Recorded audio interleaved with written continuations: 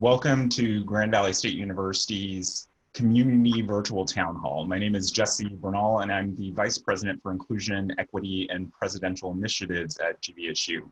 I'll be helping to facilitate our time together. Today's town hall is one of 22 planned virtual engagement opportunities President Mantella is hosting for all our university and community partners since we moved to remote work and learning back in March. We're engaging over 3,600 faculty, staff, current students, future Lakers, their families and supporters, business and nonprofit leaders, community partners, and our alumni. Our time today is part of our commitment to providing ongoing and regular communication to our entire community. So thank you all for joining us, and a very special thank you to our GV Foundation directors who are participating today, as well as business, community, civic, and education leaders from across the region. Thank you for your continued support and engagement. As you can imagine, we received hundreds of questions during the registration process, and we'll be answering as many as we can during our time together. We will begin with opening comments from President Mantella and other administrative leaders at Grand Valley. For those we do not get to, or those that were specific to individual circumstances, we will provide individual responses and a group follow-up email to all who have registered for this town hall. This session is being recorded, and a recording will also be provided in that follow-up message. To orient you to Zoom, although I imagine many of you might be on your fourth or fifth Zoom meeting for today, at the bottom of your window, you will see two options. There's a Q&A box where you are encouraged to ask additional questions throughout our time together. There's also an open chat box where you can submit comments, ask for clarification, or provide additional information to the panelists. We'll be responding to some questions live and others through typed responses that everyone has access to in both of these places. Again, that Q&A box and that chat box. We'll get to as many as we can during our brief time together. I'd like to now introduce our university leadership who have joined us this afternoon. First, Lynn Blue, who goes by Chick by many of us at Grand Valley, our Vice President for Enrollment Development.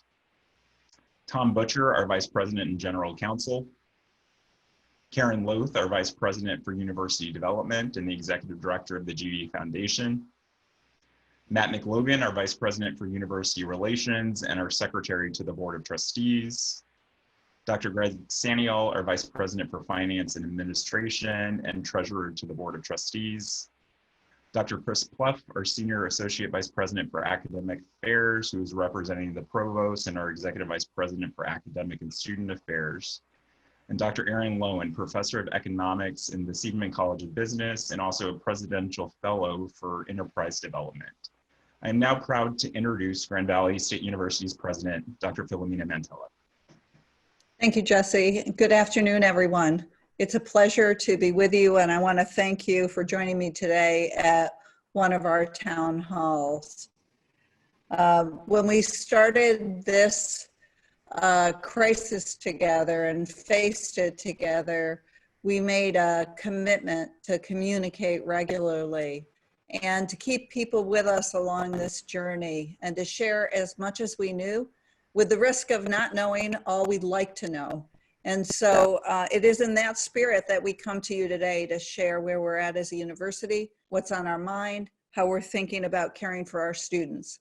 Let me first say that I am proud to be a member of the West Michigan community that puts health and safety for all first, and caring for one another as a part of our priorities. I want to thank the community partners that are with us today. It is so important that we all pull together, and West Michigan has shown their best as they have done in the brief time that I have gotten to know you, but in the long history of this community and the way they care for each other. I'd like to thank the frontline workers, the healthcare workers, the essential workers for what they have done to keep our business and community safe and running.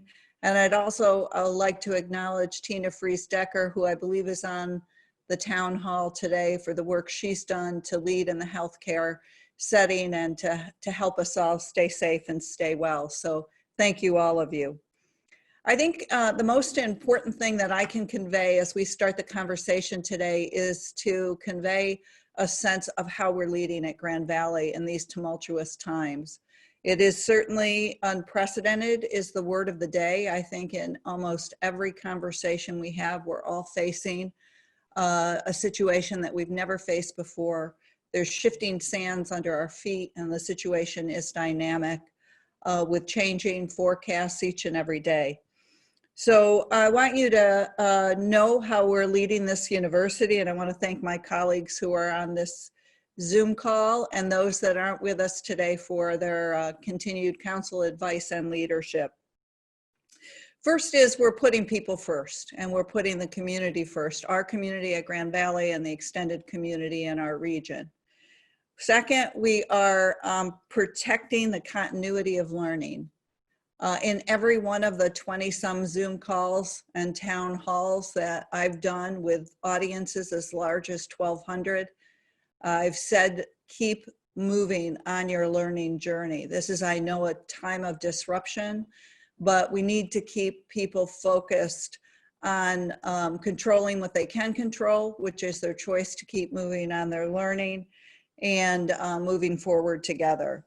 It's what not only individuals need to stay healthy and prosperous, but it's also what our community needs and what our state needs at this time. We're facing this disruption with an unwavering sense and commitment to be stronger on the other side. I know there has been much discussion, and we have had many discussions here at Grand Valley as well, on how to ride through a disruption that hits us in a variety of ways, including our revenue sources and the way in which we typically work. But this university has faced many changes over its history and faced it always coming out stronger on the other side. And we intend to do so again through this disruption. All of the decisions we face will be difficult decisions, but if we work together, if we pull together, we take the long view, as well as what we must do in the current circumstances, we will undoubtedly be stronger. And again, our students, our state, and our region need us to keep that attitude. Thus, we're working really hard every day to plan for our fall semester. I'm confident that we will mount a face-to-face residential experience in the fall, guided by the best public health information and conforming with all of the guidelines that the CDC will put out and that will help guide us in being sure we are caring for people throughout the very diverse university experience, which includes every kind of business you can possibly think of. We are, you know, a hotel, we are a restaurant, we are a teaching facility, we are a research facility. So we have a lot of considerations in order to mount a safe and high quality experience for all of our learners. Let me just say a few words on why I think we have the capacity to do this. First of all, Grand Valley is a large university, but with a very intimate teaching model that's focused on care, learning, and knowing students individually. Our average class sizes are 26. Of our 4,400 sections that we teach in the fall semester, only 1% are typically have 100 or more students. We have a large physical plant. We have a lot of acreage. We have new residence halls for which 80% are apartment or suite style. And so as we think about the requirements of social distancing, testing, being able to isolate individuals who may be symptomatic, we feel that we have all of the tools, first and foremost, the culture of the university, as well as its physical assets and intellectual capital, to mount a successful face-to-face fall term. Obviously, this will be contingent upon being allowed to do so, and in terms of executive orders that we may be confronting or CDC guidelines. But I think as we look at the phases of reopening our economy, and we look at the challenges to face, we remain confident that we can do so. So I want to share with you really 5 elements of our planning. First is we have made the decision to move our summer classes online fully. We were online in winter, and spring, summer, we will continue online. This will enable us to do a couple of things. Dig deep on our preparation for fall. It will also enable us to teach in the online medium across our curriculum for 3 term types over the next three terms, winter, spring, and summer. Winter, where we cut over to remote education, and get stronger and deeper in the high impact online learning that we'll need to be a part of our mix going forward from fall on. We will likely restrict events on our campus and in order to preserve much of our physical assets for the learning that needs to take place. Learning first, and then we'll build around in public health responsible ways the kinds of events we can support. We've taken and will continue to take prudent cost-cutting measures in order to be sure that as we face the short-term disruption and some of the long-term elements of new normal, that we can face those responsibilities prudently and fully. We will build on a culture of responsibility. At Grand Valley, there is a definition of a Laker. I think everybody probably, there's nearly 400 people on this call, could say what a Laker is all about, and that's our community. And our community will be held to a high level of responsibility around caring for the public health of others as well as themselves. I want to talk a few minutes about the opportunities that come to us within this very difficult period of time that we face. And I would never want to have the opportunities come to us in this way, but we have to understand that at a time of crisis, there is always opportunities that you can see in challenging us to work and live in new ways. And I think there are really 3 opportunities. One, to double down on delivering our education with care. It's what Grand Valley is known for. And if we think about and reflect what people are most concerned of around making their college choice, it's about their care of their young, whether they're the care of themselves or their parents and the care of their children. Second is building on the best of digital education. We have a faculty that has been trained across online learning, that has a level of experience, but cutting over remotely to in midterm is challenging. And faculty did a beautiful job, a tremendous job in just 4 days of fully cutting over to remote learning.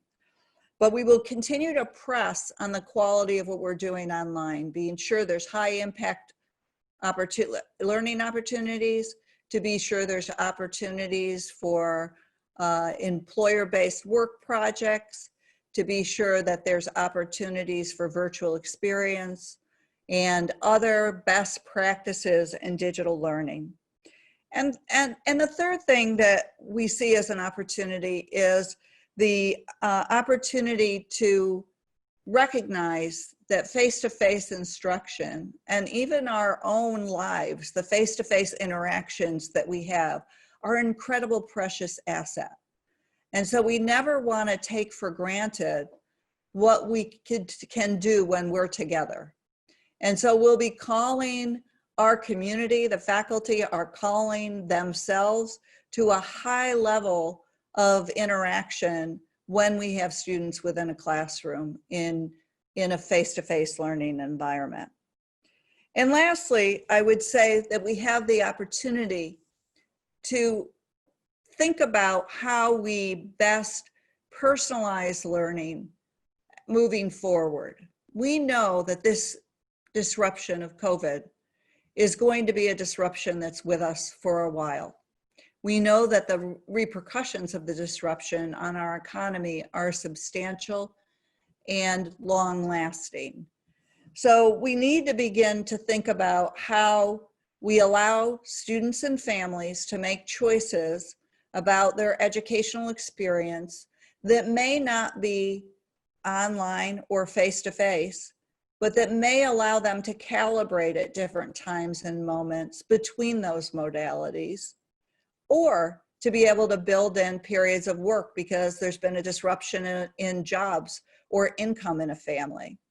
So through this lens, very difficult lens, we're looking at the opportunity to get stronger, building on our care-focused learning model, get stronger building on high-quality digital education, get stronger on everything we do face-to-face, being a kind of experience that you can only do face-to-face, and then offering choice. So with that, I think that I will end my comments and come back to some other points that I'd like to make along the questions and answers. Thank you for giving me the opportunity to open this convening up. Jesse, I'll turn it back to you. Great. Thank you, President Mantella. So some of the initial questions, or several questions that we received from those during the registration process, are asking about more details as we're planning for fall, particularly given what we know now and what we may not know now regarding some of the guidelines around social distancing and limiting interactions. So can you provide any additional information on safety measures that we are currently considering around our classroom sizes as well as housing scenarios? Yeah, so I'm going to turn first to Chris Plouffe to talk about how we're thinking about the instruction and the housing, and then to Greg Saniel, who could talk about hygiene, safety, and how we're working through our incident management of the fall. So Chris, Chris, you could go first. Thanks, President Mantella. Yes, we are looking, as we speak, planning for the fall semester to make sure that we have appropriate social distancing in place for our classroom spaces. Thankfully, we have a lot of spaces already available that had small classroom sizes that could accommodate larger if needed. And so we are able to social distance the great majority of our courses so that students have that, that appropriate space within our facilities. In addition to that, in our housing areas, likewise, we have a lot of newer facilities that enable us to include students in individual settings if needed, and allow for the distancing that is appropriate for our students, so that we feel, following all the appropriate state and national guidelines, that we will be providing safe environments for our students in their living arrangements and dining arrangements as well. Great. I just want to emphasize about 85% of our housing is apartment and suite style. So we have a 15 to 20% problem of the kinds of distancing that Chris is referencing. And we think we can make that happen within that facility, our facilities. Greg, would you like to talk a little bit about safety precautions? Sure thing. Thank you, President Mantella. On the campus, in preparation for a face-to-face fall, we're focusing in three primary areas. The first one called engineering controls. And what engineering controls are things like plexiglass dividers where appropriate, stickers on the floor to keep people 6 feet apart when they're standing in line, things like that. We're looking at our classrooms, how we can use these plexiglass dividers to provide the necessary social distancing and protection for all our students in a face-to-face environment. Another area we're looking at is what we're calling enhanced healthy cleaning or custodial services. We're going to increase the frequency of our cleaning regimen throughout the campus. We'll shift most of it to daytime so that we can do it multiple times a day with an enhanced emphasis on contact surfaces, horizontal surfaces, and then also to get in the classrooms as we can between sections. And lastly, at Grand Valley State, all of our buildings are relatively new, relatively modern, and they have advanced heating, ventilation, and air conditioning systems. And we will leverage this capability of our newer facilities across the campus, following some guidelines from the American Society of Heating, Refrigeration, and Air Conditioning Engineers. Pathogen transmission control can be significantly reduced through optimized airflow, directional airflow, zone pressurization. We can flush our buildings completely for 4 hours overnight before they're used during the day. And this increased ventilation and longer run times will keep the air fresher. And we do that based on the temperature or the relative humidity within the rooms. As you can see, these three main areas, both the engineering, the physical engineering controls, it's the advanced high-tech capabilities we have in our newer buildings, and then our enhanced cleaning procedures that we'll be looking to put in place will all make, I think, for as safe a campus as we can possibly make it as we move to face-to-face in the fall. Thank you, Greg. Great, thanks. So President Mantella, you mentioned that we are looking at various scenarios to ensure that we are adhering to guidance for on-campus living and will provide on-campus living opportunities for our students. Some follow-up questions that are coming in our Q&A as to the support or efforts that we're making for our many students that live off campus, and any of the work that we may be doing with some of our off-campus partners in that regard. Yes, thank you. So we're working on a number of options, I think, that relate to our off-campus students. One has to do with the rhythm of the class and the size of the class, a bit of what Senior Associate Vice President Pluff was speaking to in terms of the ability to teach in smaller groups. We also are looking at the transportation necessary to move them from place to place and how we keep the density down based on our schedule planning. And then certainly on the co-curricular side, you know, how we keep students engaged in new ways, in keeping the opportunities to be blended between digital and face-to-face, but also keeping the group sizes to be smaller until the public health suggests we can be gathering in large groups. So we're planning on a number of fronts. I would just invite any other panelists to add on the off-campus side. We have always had really strong relationships with our community partners in the area, including our living arrangements with local housing and so forth. And those will continue to be partnerships that allow us to have really strong communication and plans in place that will allow us to ensure that students are having safe experiences off campus as well. Of course, we don't, manage those facilities and so forth because of the strong relationships we have. I'm confident that we'll be able to have programs in place that will allow for safety of our students off campus that are living off campus as well. Thank you. Tom, did you want to add anything? Well, essentially the same thing also too, that with our partnerships with off-campus landlords, in the event they have some capacity, that is an opportunity for us as well. Great, thank you. So some additional follow-up questions about the health and safety measures that we're taking on campus, particularly as we see in the news some need for, as we sort of reintegrate into in-person interactions, the needs for how we might be doing screening, health screening for our students, faculty, and staff. Are we considering doing our own testing, our own contact tracing, and care for those who may get sick while they're in our care? So, I mean, we're in the midst of planning for all of those elements of keeping our community safe. So we've spoken a great deal on the social distancing. I had a couple of conversations this week with public health experts around the testing and the testing routines people are thinking about with large populations, whether we're focusing on random testing, full testing, symptomatic testing, some combination. So we're going through a variety of scenarios, of course, looking at test availability and opportunities to partner with local labs to support that. We did, as we scaled down to remote learning, we've been supporting first a group of about 500, and then we scaled back further to a group of about 200. And all of the plans were in place in order to isolate students should we need to. We had identified a hall that could be used for that purpose. We knew our takeout could be delivered. We knew how we would handle any social isolation.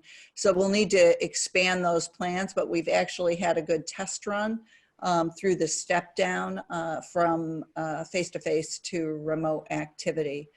Contact tracing is also something we're looking very closely at. Would certainly welcome from community partners who have experience or connections here in terms of how to best undertake this. We're looking, like many, at digital devices, the privacy issues behind them, badging, cell phones, tracking through the use of student population in public health or college work study.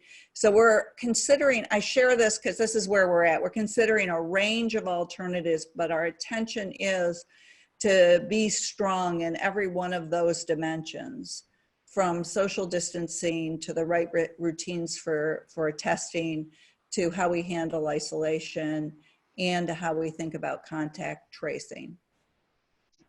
Thank you, President Mantella. So a few questions around the financial state for the university. In particular, as we see in national news, lots of universities have been hit hard by the current pandemic and some of the issues that are happening nationally in the economy. So some questions about whether the university is considering reductions in hiring, how we're handling hiring, layoffs or other reductions, and just an overall status on the financial picture of the university. Great, thanks. I'm going to turn to Greg Sanyal, our VP for Finance Administration, to begin, and then I'll come back to the question as well. Greg? Thank you, President Mantella. With regard to the financial impact of COVID-19 on Grand Valley State University, it's important to think in two main parts. The first part is the immediate hit this fiscal year, and that the primary impact to the university through housing, dining, and parking refunds, and additionally some extra costs that we incurred to move to fully remote learning. The total amount of that impact to the university sits right now at $30 million. We're still analyzing some of our costs, so we go higher, but right now it's sitting at about 13 million. I don't expect substantially higher. And we've been able to absorb that impact pretty directly through the use of, we have a large contingency we build into the budget every year, a combination of the contingency and then also some reserves, as the university has strong financial reserves. So we were able to absorb that direct impact right away. And you saw that with the fact that we immediately moved to a daily rate prorated refund for all those unused services for our students and got cash back in their hands very quickly. As we look to the future and how, how does COVID-19, how does that change our enrollment picture moving forward? Because our enrollment really is two main parts. That's tuition from our enrollment and then also our state appropriation. Right now, there's a lot of uncertainty. We're delaying the process as long as possible to create as maximum decision space that we have. But it's important to note that the university has been bucking the trend of demographics in Michigan for a number of years. We have held relatively steady with our enrollment for a long period of time, despite the headwinds of demographics, and we fully expect to be able to weather this COVID storm pretty well. We're again creating that decision space. We're looking at a number of contingencies across the board, a number of scenarios, dealing with different combinations of numbers and appropriation numbers. And as we're doing that, again, creating as much decision space as possible so we can make the best decisions with the best information that we have. And we'll do that as we look to get our budget for next year approved by the Board of Trustees here at the end of June. And then if necessary, we may do a mid-year adjustment, which would be not unreasonable given the uncertainty in the fall, but we'll have to wait and see. Again, the university's in a strong financial position.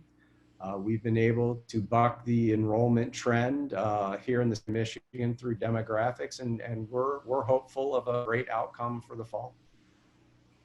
Yeah, I would just like to emphasize a couple of areas that VP Sanyal spoke to. First is that I would like to thank my predecessors and those of you who are members of the community who have long supported Grand Valley, because the decision space that VP Sanyel spoke of is really a gift. Not all institutions are in this space. Many of them must act now because the demographics have been difficult over the last decade. Grand Valley grew 64.4% over the last decade, highest among all public institutions in Michigan as the demographics turned. And the prudent fiscal management put us in a position to give us the space that VP Sanyel referenced. And that's really is a gift, and I thank you for that gift. We're also trying to be careful with a very talented and caring workforce, that what we must do, it's essential to do, because we do have the decision space. So let me just share a couple of points. You know, this crisis hit us in winter term. Our spring and summer enrollment is up slightly from last year to this year. And so it does demonstrate that we have some capacity to continue to be a counter trend to many institutions. Now, let me also say we understand the seriousness of this issue and we understand the uncertainty. So we're going very deep on planning scenarios that do have structural change that could impact workforce, but we will not make those decisions until it is appropriate to do so and until the evidence shows that we, Grand Valley, not only the higher education context, are trending in a negative direction. Right now, as I said, we're not trending in a negative direction, and we will continue to work for the kinds of instruction, and we'll try to bring all these assets that I've spoken to that are really relevant right now in a period of uncertainty to the forefront so people can see who we are. And we think that's the best strategy for us moving forward. Thank you, President Mantella. So the economy hasn't only hit higher education and industry, but has also impacted families and some of our students. How is the university supporting students and families whose financial situation will be changing now or in the future? So we have had dramatic change in the citizens of Michigan's financial circumstances. And just to give you a sense of that, and I'm very proud to say that right away when this situation hit, and we knew we were dealing at minimum with short-term disruptions and perhaps longer-term disruptions, we began to reach out to our students. Every student at Grand Valley State University was called personally, and we began to reach out to our students by saying that we have are ready to hear what's happening to you individually. This crisis does not hit us equally. It hits us very unevenly. So we need to be able to know what's happening in our students' lives, and what's happening to some is dramatic and difficult and so challenging. And what's happening to others is they're just beginning to grapple with perhaps the loss of a parent's job, and others perhaps are untouched. And so we've had a very open arms to hardships and we have been calling them forward. So far, we've responded to 5,800 hardship requests. We also have come to you and asked for student support funding, and you answered the call as Grand Valley Community does. And at the end of this call, I'll ask you to keep answering the call because the conditions for these students are challenging. And the last thing we need, the last thing we want is for them to stop their learning journey, to disrupt their education. If you look at the, I've been working with Paul Isley. You all probably know Paul. He's an economist that has been quoted a great deal on what's happening in our state. If you look at the unemployment numbers that are at 14.7% released just last week, April 9th, and you look at how they differentially impact populations, for those that have less than a high school degree, 21.2% are unemployed. High school degree, 17.3, associates, 15, bachelor's, 8.4. So we need to keep our students on their journey. We need to get them started if they're coming out of high school. We need to get them the talent into our workforce to help rebuild this economy. And so we're staying focused on responding to the hardships that are out there in as deep and rich a way as we can. The last thing that I would say is Grand Valley is putting their full tranche, tranche 1 and tranche 2 of federal funding to student support, most of which will be in the form of financial aid. But we're also mindful of other considerations that affect students. Maybe we have to increase mental health support. That would be another example. But rather than, we're in the fortunate position to be able to ride through the disruption to our revenue with the reserves and resources that Greg mentioned to you. So we are going to put those dollars to student use so that we can keep them on their journeys. Thank you, President Mantella. So a number of questions about, we're planning for in-person learning and regular learning and housing in the fall, but we know that some of our students may prefer to have a virtual experience for various reasons, including health reasons. What sort of flexibility is Grand Valley planning for to offer that to our students and families? So, and I'm gonna ask Chris to speak a little bit about this as well, but I know our provost is working with the frame that she would like everybody to be able to make that choice. And so the way that we're doing our scheduled planning is to look at if we have multiple sections, that there is one or more that would be online. And we know within a program or within a term, if students choose to be fully online, that we can make a schedule like that. We may not be able to have every course have a mirror online offering, but we will be able to mount a schedule that keeps students on track for their degrees if they choose to be fully online for a term, or if they should have their own situation or family situation that causes them to need to be home. Chris, would you like to comment any further on that? Sure. I just wanted to, follow up by saying we remain committed to providing the high quality, relevant, rigorous programs that we've always been known for at Grand Valley, whether that be face-to-face or online or in a hybrid format. And so the faculty have been throughout this summer and will continue to be doing so to prepare our program so that students have those options. As President Mantella mentioned, we likely can't guarantee that we're going to be able to offer every single course in an online format if a student would choose to do that as an option, but we're really working very hard to ensure that a student can have an appropriate schedule to keep them on track to graduation in whatever format that they're looking for, and maintaining that, like I said, that high quality personal educational experience that we are committed to for our students and what our community expects of us. Right. Thank you. So President Mantella, several follow-up questions around the, our experiential learning in many of our programs and courses is so core to the offerings that Grand Valley offers, things like co-ops, internships, some, might be considered high touch fields like music and art.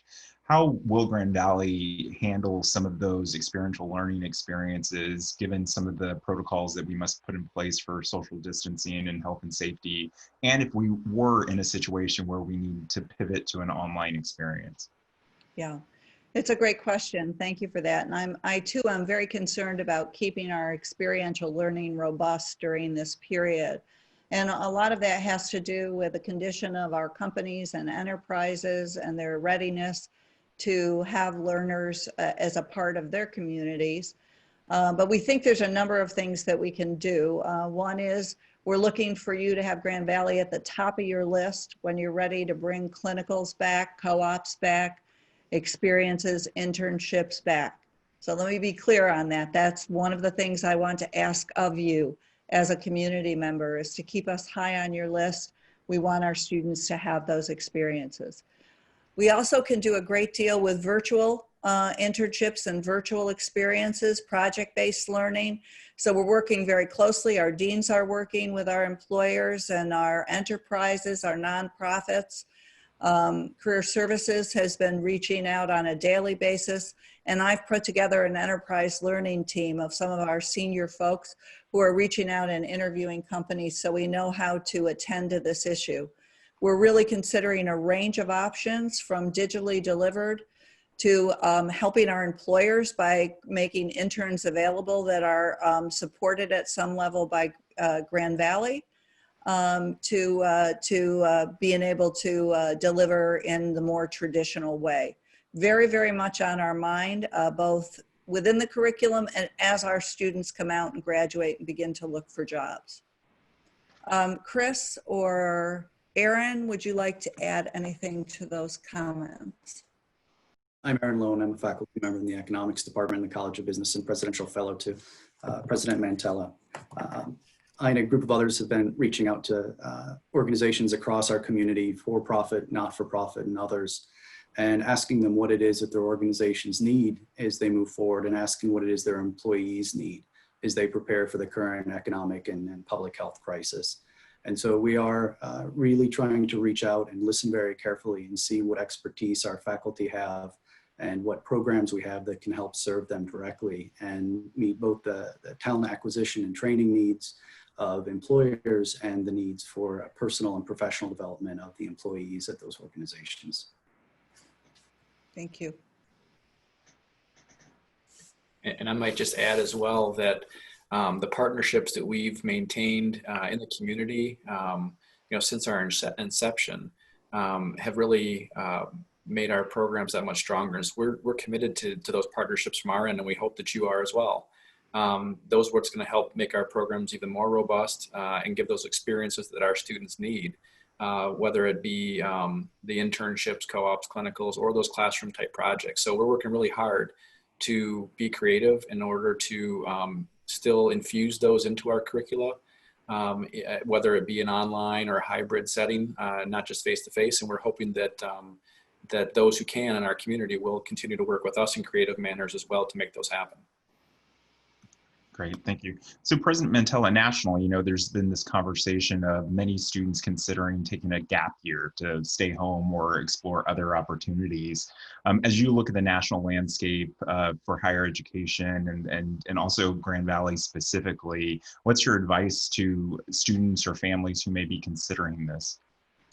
Yeah, it's a difficult question because typically the most impactful gap years to growth or what a student gets out of those experiences as it relates to their own building their own social capital or their own experience or their own resume is they come in two forms. They come in service or international experiences, and both of those are going to be extremely limited. So one of the questions that I've had as I talk to parents and students is, how would you make the gap year really meaningful and not just have an opportunity cost to both getting your degree and getting into the job market? And so I question whether a gap year without a very defined purpose makes a great deal of sense. I think if people want to move cautiously, they should look at the online learning option. And particularly at Grand Valley, where we have worked very hard to make sure that the online learning and all of the services and supports are fully available, and that again, there is a real personalized touch to the online environment. The online environment is capped at no more than 25 students per classroom, and the faculty members spend a great deal of time individually with their students. And so I think that I would be cautious about simply placing a gap, particularly when we don't really know the course of this disease or the length of time before there'll be an immunization and where things will be back to normal if there's not if there is a normal that looked like there was before. So that's the best that I can offer in terms of my thinking. My thinking is biased. I think you should keep moving on your degree. Great. So President Mantella, Grand Valley is known for its events and hosting community events and opportunities. We're getting lots of questions actually in both the feed, and we received these prior to as well, about how Grand Valley is handling campus events, things like athletics. We have a lot of Laker fans here. How we're planning to handle some of those experiences that we typically have. Yeah, I wish I knew all of the answers to that question. I think as we go down this journey, we're just going to be looking at first of all, the event purpose, and then how can we deliver it a variety of ways. I hope you found it's been, Grand Valley has continued to offer events. There's a number of things that have been going on out of all our departments that are focused on the virtual delivery model, and that will continue. As we go into face-to-face, we'll probably go into many of the things that can be done in smaller groups. And then as the situation allows, we hope to be, mounting our athletic fields and our fans and doing the kinds of things that are in the larger groups, our celebrations, in the way that we used to. But we just really don't know how quickly we're going to be able to scale up on the event side. And just being forthright with you, we're putting a priority on learning. Great, thank you. From a few folks, I think they may have students who are local students. So curious about options for local transfer students who don't want to return to universities that may be out of West Michigan that they were previously attending. What support may be available for these students as they may be considering more local options? Some specific questions around financial aid, housing, advising for transfers. Yeah. So, first of all, again, think carefully about those decisions. It would be opportunistic of me to say, yeah, Grand Valley's here to serve you, period, end of sentence. We certainly are here to serve you and want to support our local community members who find this to be a good option. But we also want you to think carefully about what the right journey for you is. And I'm going to ask Chick Blue to comment on what we've done to date and our readiness to support our local citizens on their college journeys. We've done quite a bit of work in financial aid to encourage local students to think about Grand Valley. We think Grand Valley is a place to be. It's a safe place to be. If you're close, feel better, closer to home. I would encourage anybody who's thinking about that to be in touch with our financial aid office as soon as you can to figure out how that might work in your circumstances. So is there something more that you think is needed here in this comment?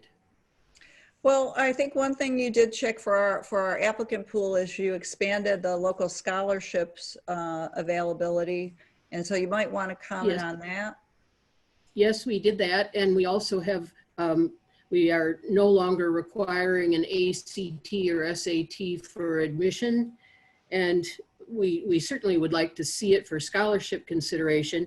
Our Laker scholarship has been completely redone and is awarded now in a kind of a tiered way based on your GPA, your high school GPA. There's a family that started a scholarship for Tri-County area called the Trotter Tri-County. And it used to be available only to 2 students from each high school. We have now expanded it to any kids graduating with a 3-2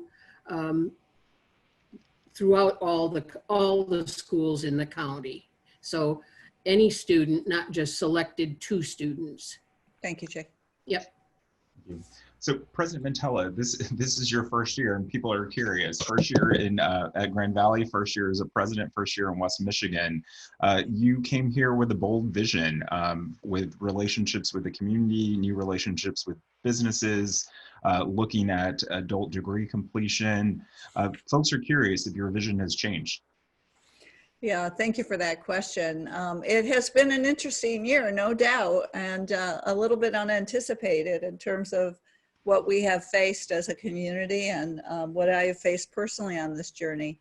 I still would tell you, honestly, I wouldn't rather be anywhere else but be here with you all, and I feel very blessed to be supported broadly by the faculty and staff and by the community and the board in the journey ahead. That's really important. You can't be divided at times like this. It's really key that we communicate well, that people understand the choices and challenges we have to make, and that we're supported as leaders along that journey. And I feel that's the case. I'm fond of saying that my vision has not changed. My pace was probably considered accelerated when I came in because I tend to move quickly. It's probably, we probably learned to double time that in our work here. And the stakes are higher, quite frankly. So if you think about the kinds of things that I was talking to you about as I joined the university, the importance of digital learning and a strong digital infrastructure. I don't need to say too much more about that. On one day I was debating whether or not you could do good pedagogy in the digital format, and the next day we were all in it. And so it's quite clear that it can be done. There's still choices to be made about when and how you do it, which I've said consistently. You know, what we want for our 18, 19 years old as they come of age is quite different than what we want as a working adult with 2 children. And so I still think the digital agenda is very important to us. I think the integration of experience that we referenced a little while ago, and we're going to have to do some things to shore it up, is very important to us. I mentioned the importance of personalization, and it's really through personalization that you many times get to cost of education or ways people can work and do education at the same time, even more important to us. I am totally undeterred in my commitment to move down those paths and feel that there are more supports for that path, more urgency, and the stakes are a lot higher. So again, I encourage you to join me in this journey. Thank you, President Mantella. So as we near our hour, I want to remind our participants that you will receive a follow-up email with a recording of this town hall, as well as information on how to contact us if you have additional questions. I also want to let the folks know who have questions in the queue that a few of us will stay on and make sure that we provide responses to you. So keep them coming if you have a question that was not answered. And with that, President Mantella, I'll turn it over to you for any final comments.